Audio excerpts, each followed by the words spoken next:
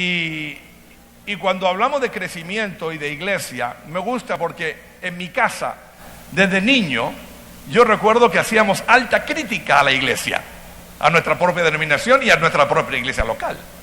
Yo recuerdo que como niños le decíamos a mi papá: papá, los servicios están muy aburridos, hay que hacer algo al respecto, de esta manera nunca más vamos a crecer. Y mi papá era uno de esos buenos pastores, todavía es. Mi padre tiene 84 años y todavía pastorea la iglesia principal en Santiago de Chile. Así que es un viejito que se ha mantenido vigente, ¿no?, todos estos años. Y a pesar de que se le retorcía el rostro cuando le hacíamos alta crítica a sus propios hijos, ¿no?, escuchaba y hacía las acomodaciones y los cambios necesarios en la iglesia para mantener una iglesia de alto impacto en la sociedad y que la iglesia siga su marcha y que la iglesia siga creciendo. Luego nos tocó a nosotros. Cuando en nuestro ministerio con María Fernanda siempre hemos pastoreado. Creo que nuestra función principal y llamado principal es la pastoral. Y Dios tiene un sentido del humor porque a pesar de que en nuestro llamado principal siempre nos vinculó con la educación. Y cuando vamos nosotros a Argentina en el año 86, recién casados, nuestra primera tarea era afianzar y desarrollar un concepto de seminario que estaba surgiendo en Buenos Aires, que tenía la intencionalidad de servirle a toda Sudamérica. Pero en cuanto llegamos a hacer esa tarea educativa, también hicimos la tarea pastoral, porque nunca pudimos concebir nuestro ministerio alejado de la pastoral. La pastoral era lo que nos daba energía, vitalidad, lo que nos mantenía en contacto con las familias, con las personas, con los perdidos, ¿no? Así que en nuestra propia historia, la iglesia local ha sido una preocupación también familiar. Nunca me imaginé que ahora nuestros propios hijos nos iban a hacer alta crítica en relación a la pastoral que nosotros desempeñamos. Y ahora estoy entonces sintiéndome como mi propio padre, escuchando a mis hijos y a una niñita de 9 años que me dice: papá, los servicios son aburridos. Y ya no quiero ir más a la iglesia porque la iglesia es aburrida. Y deberían hacer algunos cambios en la manera que predican, porque también la predicación es aburrida. Mire, cuando los niños comienzan a parecerle aburrida a la iglesia, y esos niños son los hijos del pastor,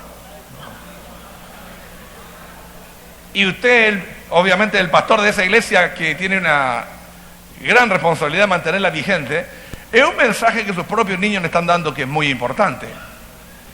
Si para sus niños, que son los hijos de los pastores, la iglesia no tiene mucho sentido, como se está planteando ahora, y es por eso que no está creciendo y es por eso que no está alcanzando las nuevas generaciones, yo creo que nosotros, pastores, hombres y mujeres, tenemos que escuchar las voces de la nueva generación para ir adecuando entonces la iglesia a los nuevos tiempos y ser relevantes y pertinentes a la cultura que nos ha tocado servir. Amén.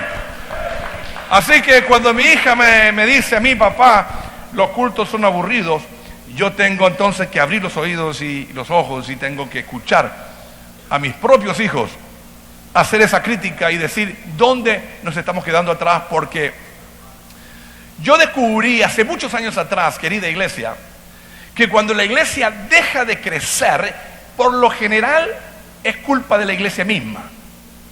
O sea, los factores externos, algunos eruditos han hablado de los factores externos del crecimiento o no de una iglesia. Yo creo que son importantes. Si usted está en Marruecos, va a ser complicado que su iglesia crezca, porque están matando a los cristianos, porque la iglesia es perseguida.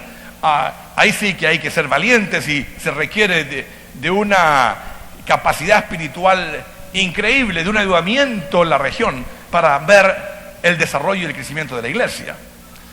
Pero cuando estamos en América Latina, en el Caribe, hermano, y una iglesia deja de crecer, por lo general no tiene nada que ver con la gente de afuera, con los factores externos. Por lo general tiene que ver con los factores internos de la iglesia. Y cuando entendía esto y dejábamos de crecer en las iglesias que nos tocó plantar o pastorear, inmediatamente teníamos que hacer una mirada retrospectiva y una mirada hacia nosotros para saber qué cambios teníamos que hacer para seguir entonces experimentando un desarrollo y un crecimiento en nuestra iglesia local. Mire que los factores externos no han cambiado tanto. Sí, los pecadores siguen allá afuera. No hay escasez de pecadores, hermano. O sea, no es que están escaseando los pecadores. No es que hay menos pecado y maldad en el mundo. Los niveles de corrupción son abismales. Los niveles de necesidad en América Latina todavía son preocupantes. Los problemas son serios.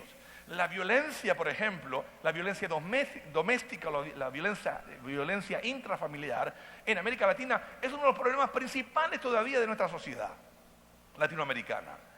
El tema de la violencia en todos los sentidos. América Latina, particularmente, en las Naciones Unidas le llaman el triángulo de la violencia global, El Salvador, Guatemala y Honduras. Hermanos, todavía es la zona geográfica más violenta de la tierra, considerando las actividades de violencia de ISIS.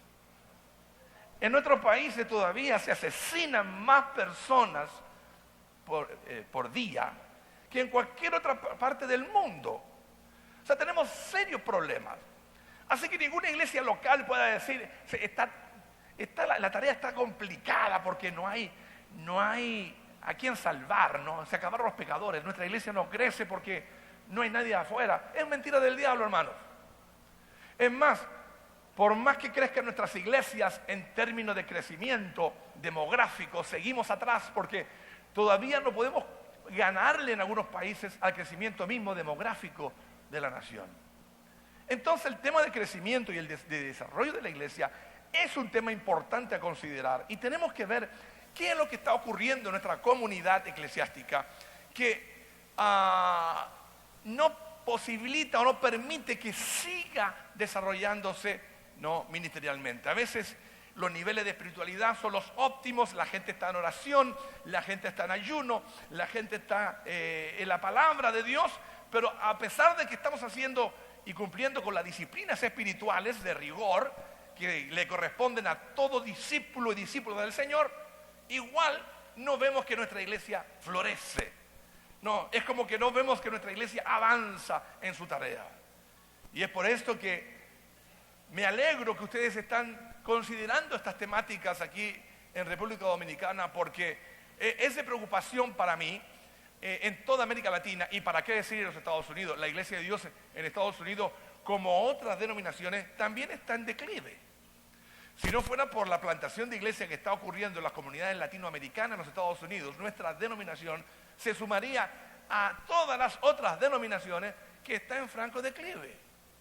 Y eso no nos gusta escucharlo porque nos cuesta hacer autocrítica, pero aquí estamos en confianza, estamos hablando entre ministros de la Iglesia de Dios. Pero hermanos y hermanas, algo tiene que ocurrirnos para poder voltear la curva hacia arriba.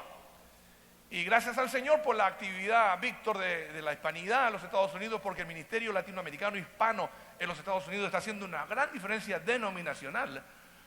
Y estamos de alguna manera modelando o trayendo otra vez el tema de la pasión, por ejemplo, por los perdidos. Hay un problema que necesitamos nosotros observar. Y el problema principal, creo, de la panorámica que está ocurriendo es que la iglesia se va agotando, se va como que envejeciendo, no nos renovamos, no nos actualizamos, no permitimos que la iglesia siga su marcha, pero con la clara intencionalidad de conquistar, las diferentes expresiones culturales que se están dando en su momento. Y en ese sentido yo les invito a, si no lo han leído, lean el libro El rostro hispano de Jesús, que es un trabajo de 3 autores, que en el 3er capítulo yo estoy haciendo un poquito de énfasis en los cambios que necesita experimentar nuestra iglesia para actualizarse en el siglo XXI. La pregunta que le hace Jesús a los fariseos me cautiva, porque Jesucristo desafió a los fariseos diciéndole: ustedes son muy buenos en entender los asuntos de poca importancia, le está diciendo a los fariseos. Ustedes son expertos en el clima. Ustedes saben si mañana va a llover o no va a llover, si mañana va a haber tormenta o no va a haber tormenta, si mañana va a salir el sol o no. Y Jesucristo le dice a los fariseos ahí en Mateo 16:3, pero sois ignorantes en cuanto a los tiempos. en cuanto a los tiempos. No reconocéis los tiempos. ¿No? Y hermanos, una de las virtudes, ¿no?, de los hijos de Isaacar era que eran entendidos en los tiempos. Yo creo que la iglesia necesita despertarse a los tiempos que nos toca ministrar. Da la impresión a veces que nosotros estamos ministrando en los 40 o en los 50 o en los 60. Si usted quiere saber qué cantaba la gente en los 70, vaya a nuestras iglesias, no es ningún secreto. Si quiere saber cómo la gente se vestía en los 80, vaya a nuestras iglesias, ¿no? Qué música se tocaba, ¿no?, en los 90, vaya a nuestras iglesias. Pero hermano, no estamos en los 90, no estamos en los 80, 70, 60, 40, estamos en el tercer milenio, estamos en el siglo XXI. Necesitamos traer a la iglesia al siglo XXI, porque si no traemos a la iglesia al siglo XXI, estas generaciones nuevas, como nuestros hijos y particularmente nuestros nietos, no van a conocer a Jesús. Y nosotros, los maduritos ya, aquellos que tenemos más de 40, nosotros los cincuentones, somos bien nostálgicos de los tiempos. Queremos seguir cantando las melodías que nosotros cantamos cuando surgimos y cuando Dios nos llamó, y tenemos problemas con muchas cosas de hoy. Pero no entendemos que si la iglesia no cambia, si la iglesia no se rediseña, si no surgen nuevos arquitectos espirituales que logren diseñar la iglesia para el siglo XXI, vamos a perder a las próximas generaciones. Y solamente tenemos que perder la próxima generación, una generación que se pierda, y ya podemos comenzar a hablar de una era post-cristiana. Es preocupante. Entonces ustedes aquí en República Dominicana tienen una tremenda responsabilidad, no solamente de mantener la fe, no solamente de mantener la buena doctrina, no solamente de ser fieles a los caminos del Señor, no solamente de cultivar una vida de santidad y desarrollar las disciplinas espirituales, sino principalmente ustedes como iglesia en República Dominicana tienen la responsabilidad de traer el evangelio a las nuevas generaciones dominicanas para que escuchen el mensaje de Jesús en su idioma, que ellos y ellas puedan entender. Sí, el idioma es el mismo español tal vez, pero ¿cómo comunicamos la fe en el siglo XXI? Para que haga sentido, ¿no?, a las nuevas mentes que hoy están surgiendo. Y no hay tiempo para revisar muchos antecedentes, pero a mí me gusta hablar de esa ceguera institucional que sufrimos, porque es como que somos no videntes, como que nos cuesta ver los tiempos y nos cuesta observar lo que está ocurriendo en la sociedad, en el país, en el continente y en el mundo. Claro, ustedes aquí están modelando, y yo estoy muy orgulloso de que nuestro líder principal de la iglesia en República Dominicana esté sirviendo tan cerquita del poder público, de los poderes políticos, porque no es normal. O sea, lo que está ocurriendo en este país es extraordinario, y ustedes, Elvis, están modelando el camino, y algo que va a ir ocurriendo más y más, creo, en el contexto de América Latina. La influencia y la incidencia que debe tener la fe y la iglesia en los asuntos públicos, porque sí hemos cometido nosotros graves errores, ¿no?, en el camino.